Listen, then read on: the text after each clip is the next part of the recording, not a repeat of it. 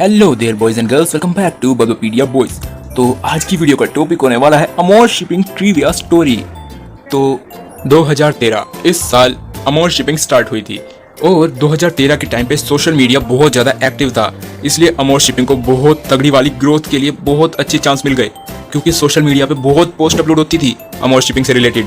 तो अमोर शिपिंग से पीछे आने वाली जो भी शिपिंग थी उस टाइम पे इंटरनेट या सोशल मीडिया उतना ज़्यादा फेमस नहीं था, और बल्कि था ही नहीं, इसीलिए उन सब की ग्रोथ अमोर शिपिंग जितनी फास्ट नहीं हो पाई। लेकिन अमोर शिपिंग बहुत जल्दी ग्रोथ कर पाई क्योंकि इसका काफ़ी अच्छा प्रमोशन हो गया पूरे सोशल मीडिया पर। तो पहले वीडियो को स्टार्ट करते हैं, उसके बाद ये सब बातें करेंगे।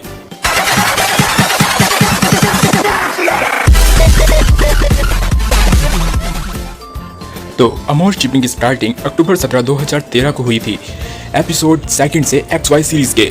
तो बेसिक से शुरुआत करते हैं। अमोर शिपिंग का जो अमोर है इसका मतलब है लव, और इसका नाम लव शिपिंग रखा गया है क्योंकि कालोस फ्रांस पे बेस है और फ्रांस है कंट्री ऑफ लव।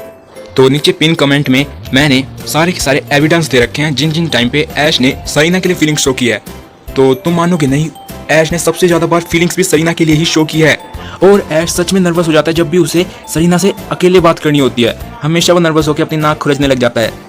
तो ऐश के पास भी फीलिंग्स तो है सरीना के लिए। तो अब देखते हैं कि कहाँ से स्टार्टिंग हुई थी इस सब की। तो चाइल्डहुड में ऐश ने खोई हुई सरीना की हेल्प की थी और उसके पैर पे बैंडेड भी की थी, और उसके बाद उसे फिर से समर कैंप पे ले आया था। और ऐश की बात never give up until it's all over की बात से ही सरीना को ऐश के ऊपर क्रश हो गया था। और फिर फ्यूचर में सरीना ने ऐश को टीवी पर देखा और उसके बाद उसको उसका हैंकरचीफ लौटाने वापस आ गई, और सरीना बनी पहली कंपेनियन जिसे ऐश ने खुद ऑफर दिया हमारी जर्नी ज्वाइन करने का। और सरीना ने इसी जर्नी में अपना गोल भी डिसाइड कर लिया। और अगर हम शुरुआत पे जाएं तो सरीना जेलस होती थी दूसरी लड़कियों से जब ऐश के पास कोई और आती थी, और ऐश ने उसे कॉम्प्लीमेंट भी दिया, और सरीना को एक लव राइवल दी गई और जो कि उसे टीज करती थी। तो सरीना के क्रश के बारे में सबको पता है एक्सेप्ट क्लेमोंट और ऐश। तो बाकी सब तो सरीना को टीज करने का कोई मौका नहीं छोड़ते। तो जब इतना कुछ हो ही रहा था अमोर शिपिंग के साथ, तो ये पॉपुलर क्यों नहीं होती? तो अमोर शिपिंग ने पर्ल शिपिंग जितनी फास्ट ग्रोथ नहीं की, सिर्फ 51 एपिसोड में जैसे कि बहुत ज़्यादा ग्रोथ हो गई हो, लेकिन इसकी ग्रोथ काफ़ी अच्छी हुई। पर्ल शिपिंग की सिर्फ 1 साल में काफ़ी अच्छी ग्रोथ हो गई थी, लेकिन इसको 2 साल लगे। तो ये अब तक की सबसे पॉपुलर पोकेमॉन शिपिंग बन गई और हर सोशल मीडिया पे ट्रेंड करने लग गई 2015 तक। सोच रहे हो क्यों? तो सबसे पहली बात, तो सरीना ही एक ऐसी कंपेनियन है जो ऐश को पूरी सीरीज स्टार्ट होने से भी पहले से जानती है, और इसी बात ने आधे से ज़्यादा फैंस को पागल कर दिया। तो अमोर शिपिंग की पॉपुलैरिटी जोरों शोरों पे थी, और ऐसे ही मैगजीन्स में भी इसके बहुत सारे इश्तिहार आने लग गए, और ऑलमोस्ट 70 अलग अलग तरह की मैगजीन्स में इसके इश्तिहार आए, और उनमें से एक में ये था। तो ये आंटियों की चुगली की तरह लिखा गया है, सरीना के पास ऐश के लिए फीलिंग्स है, ओहो। और फिर पूरे ट्विटर पे इस चीज़ को भी प्रमोट किया गया कि ऐश और सरीना का डेट वाला एपिसोड आने वाला है, और बहुत सी मैगजीन्स में भी इसे छापा गया। और इसके बाद इस एपिसोड की इतनी TRP आई, गजब हो गया। वैसे ये कोई डेट नहीं थी, लेकिन सरीना ने इसे डेट ही कंसीडर किया था क्योंकि ये दोनों अकेले घूम रहे थे। और इसी एपिसोड के एंड में ऐश ने नर्वस होते हुए सरीना को एक रिबन गिफ्ट किया, जो कि सरीना ने अब तक पहन रखा है और पता नहीं कब तक पहन के रखेगी। और फिर इस मैगजीन में ये चीज़ रिलीज की गई, तो ये चीज़ शो करता है कि किसके अंदर किसके लिए कैसी फीलिंग्स हैं। तो ऐश क्लेमोंट और सरीना दोनों को फ्रेंड मानता है, इसलिए ब्लू लाइन खींची गई है, और क्लेमोंट ऐश की रिस्पेक्ट करता है इसलिए पर्पल लाइन, और सरीना ऐश को पसंद करती है इसलिए पिंक लाइन। और इसी मैगजीन ने 2 ऑफिशियल पोस्टर अमोर शिपिंग के रिलीज किए।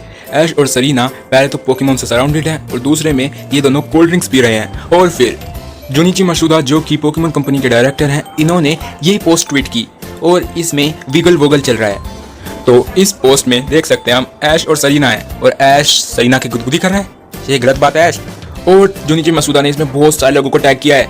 और फिर केन सुगीमोरी, इन्होंने ये चीज़ पोस्ट की ट्विटर पे, इसमें मेगास्टोन्स के साथ ऐश और सरीना खड़े हैं। उसके बाद ऐलान के वॉइस डबर, इन्होंने कहा अपने ट्विटर पे कि जब मैं पोकेमॉन देखता था अपने बचपन में, तो इसमें शिपिंग से ज़्यादा पोकेमॉन हुआ करते थे, लेकिन आजकल तो शिपिंग ही पॉपुलर हो रही है। और फिर इन्होंने अपनी फेवरेट शिपिंग दिखाई। तो उसके बाद डोरी डोरी सॉन्ग और XY के एंडिंग सॉन्ग की कंपोजर ने ये पोस्ट की, इसमें इन्होंने ड्राइंग बनाने की कोशिश की है ऐश और सरीना की, और इन्हीं ने अपने ट्विटर हैंडल पे ये चीज़ पोस्ट की। तो लास्टली ऐश के जैपनीज वॉइस डबर ने ऐश और सरीना की ये पिक पोस्ट की। इसमें ऐश सरीना को एनकरेज कर रहा है नेवर गिव अप के लिए फिर से और अपने ड्रीम्स को फॉलो करने के लिए। तो म्यूटू स्ट्राइक बैक एवोल्यूशन के रिलीज से पहले बहुत से फैंस से ये पूछा गया था क्विज में कि एपिसोड 39 में XY के सरीना ने अपना क्या ड्रीम बताया था। तो ये है एपिसोड 39, देख सकते हो तुम। इसका नाम था समर ऑफ डिस्कवरी। तो सरीना ने जो कहा था वो मैं लड़की के आवाज में पढ़ने की कोशिश करता हूँ। My dream is to be a Satoshi's bride and I am embarrassed. Literally इसने जापानीज डब में क्या कह दिया। तो ऐश की स्टोरी सरीना के साथ कुछ अलग थी, क्योंकि डॉन और मे से ऐश लड़ता था कि मेरा पहले जिम बैटल होगा, बाद में तुम्हारा कॉन्टेस्ट। लेकिन ऐश ने हर बार सरीना को पहले परफॉर्मेंस में जाने दिया और इसको हर बार एनकरेज किया। और जितने भी सरीना के टीजिंग मूवमेंट्स, ब्लशिंग मूवमेंट्स, और जितनी बार भी फ्रस्ट्रेट हो गई है बिल्कुल। और साथ ही साथ द पार्टी डांस का पेट, जिसमें कि सरीना को डांस करने का मौका नहीं मिला और ये अपनी डांस के लिए डेट चुनने से पहले ही डाबर रेड पेस्ट बन गई थी।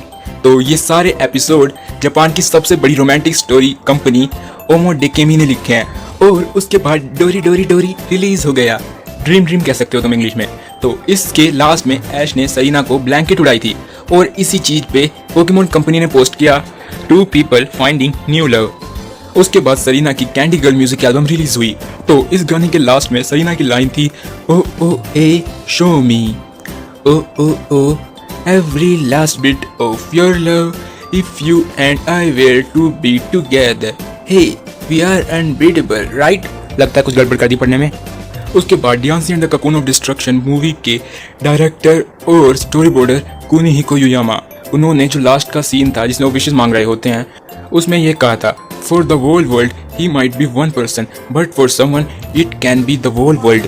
तो ये चीज ये प्रूव करती है कि सरीना से ज्यादा प्यार ऐश को कोई नहीं कर सकता, कोई भी नहीं। और फिर Hoopa and the clash of ages का ये पोस्टर रिलीज हुआ। उसके बाद सरीना ने ऐश की यूनिफॉर्म पहनी, जो कि पहली कंपेनियन बनी है करने वाली। उसके बाद सरीना को ऐश की बहुत चिंता हो गई जब वो ऐश से ही भाग गया बर्फ में, और उसकी डिप्रेशन भी सरीना ने दूर की। She support him in league. उसके बाद lastly till we compete again episode आ गया, जहाँ पे ऐश को पता चला तेरे चुम्मे में च्यवनप्राश है। सरीना लिटरली किस कर देती है ऐश को और ये बन जाता है सबसे खूबसूरत मोमेंट। और ऐश की स्माइल किस के बाद सच में। तो आज तक ऐश को जितनी भी किस मिली है उसके बाद ये थोड़ा नर्वस हो गया है या फिर हैरान हो गया है, लेकिन सरीना की किस के बाद इसने पूरी तरह सरीना को कहा take care Sarina, bye bye. तो किस सीन पे XY के डायरेक्टर ने कहा they didn't become a couple in the episodes itself but the way I ended it is mean to make you understand that they are probably going to become one later. Sarina tells Satoshi that she's going to improve herself and then come back to him. And then she does something absolutely incredible when she leaves. She meant to be kissing him in that scene, but since I couldn't just have them kissing on screen, I had Sarina fit plot onward instead. तो तेत्सुओ याजिमे ने इस scene को ये scene कर दिया। तो उन्हें कोई बताओ कि बच्चे बड़े तेज हैं आजकल के, ये कोई सेंसर करने वाली चीज़ नहीं है। तो सरीना की फ्लाइट का नाम था लाटियास एयरलाइंस फ्लाइट H71, यानी कि होयन पोकीडेक्स 71। और होयन के पोकीडेक्स में 71 स्लॉट पे आती है मोबाइल, जिसे कि जापानीज में कुचेल कहते हैं। और कुचेल वर्ड का मतलब है फ्रॉम द माउथ, यानी कि मुंह से। और मुंह से सरीना ने क्या किया, किस किया, मजा आ गया।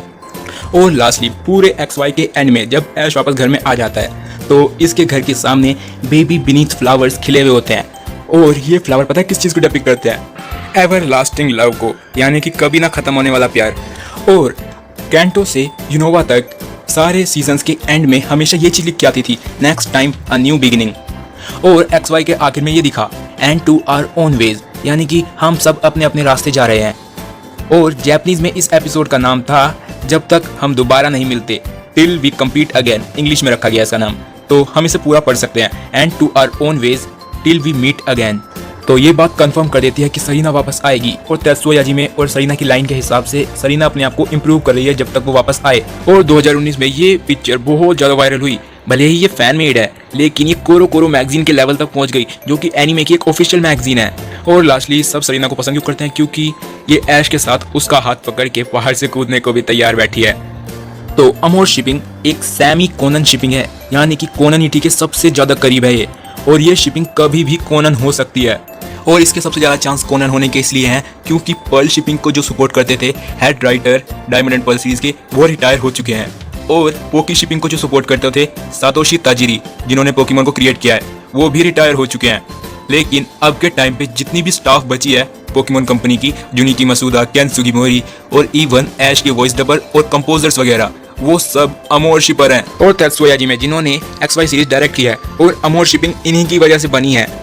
तो इन्होंने XY सीरीज के बाद रिटायरमेंट ले ली थी, लेकिन अब कोको मूवी के साथ ये फिर से ज्वाइन कर रहे हैं पोकेमोन कंपनी। तो अगर इन जैसा महारथी डायरेक्टर है तो सरीना जरूर रिटर्न करेगी फ्यूचर में और अमोर शिपिंग फिर कोनन बनेगी। और अब अमोर शिपिंग का रिकॉर्ड कोई भी नहीं तोड़ पा रहा। हर साल नंबर 1 पे अमोर शिपिंग ही आती है। तो पूरी पोकेमोन फ्रेंचाइज अगर मांगा, गेम्स, एनिमे सबको इंक्लूड भी कर ले, तब भी कोई सी भी शिपिंग अमोर शिपिंग का रिकॉर्ड नहीं तोड़ सकती। पूरी दुनिया की सबसे बड़ी फ्रेंचाइज है पोकेमोन और उस फ्रेंचाइज की सबसे बड़ी शिपिंग है अमोर शिपिंग। और ये शिपिंग 35 मिलियन से भी ज़्यादा सपोर्टर्स कंटेन रखती है, तो इसका रिकॉर्ड कोई नहीं तोड़ सकता। तो ये वीडियो यहीं पे ख़त्म। अमोर शिपिंग के कोनन होने के सबसे ज़्यादा चांस हैं। तो मिलेंगे अगली वीडियो में, जब तक के लिए बाय बाय।